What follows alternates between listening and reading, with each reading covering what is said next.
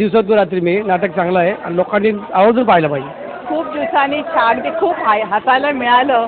आम्हाला खूप आवडलं. टेन्शन फ्री एकदम आणि definitely it's going to do very वेल.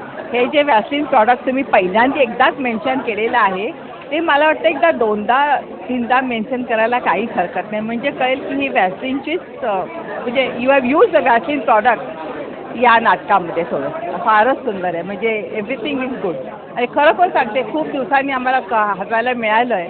अगदी टेन्शन फ्री नाटक आहे. एकदम छान आहे.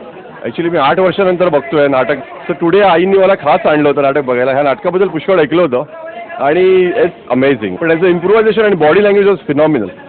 So I just really loved it. हां, त्याच्यामध्ये ॲक्च्युली वॅक्सिन मला तुम्ही त्यावेळी जे ॲड केलीत ना मला जाणवलं ते. पण आय थिंक जेव्हा आपण प्रॉडक्ट समजा करा थोडंसं मोर स्पेसिफिक असायला पाहिजे कारण ते पटकन निघून गेलं. ॲक्च्युली मराठी इंडस्ट्री नाटक इंडस्ट्री एवढी पॉवरफुल आहे. जर आपण त्याच्यामध्ये कमर्शियलिझम आणला ना तर पुष्कळ फरक पडेल. It can go mild. नाटक सुंदर, अतिशय सुंदर नाटकाने सगळ्यांनी हे पाहावं. नाटक एवढं सुंदर आहे आणि असं नाटक परत जन्माला येणार नाही. एवढं सुंदर नाटक आहे. 3 तास हसून हसून नुसतं लोकांना हैराण करून टाकते हे नाटक. नाटक एकदम मला आवडलं. एकदम छान. म्हणजे अगदी जरा पण टेन्शन त्या नाटकाला काहीच नसतं.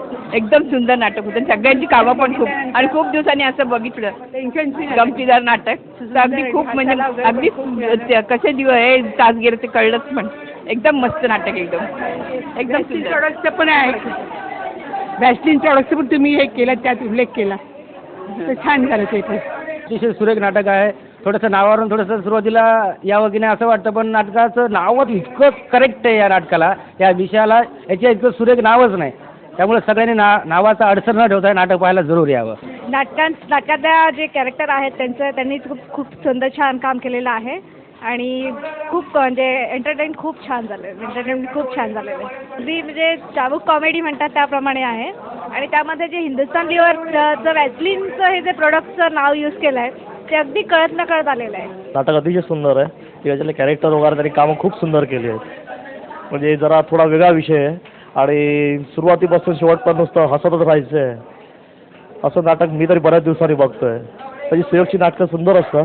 नाटक चांगलं आहे. संतोष पवारचं नाटकमध्ये चांगलं असतं. कॉमेडी असते. एक वेगळ्या प्रकारचं नाटक आहे.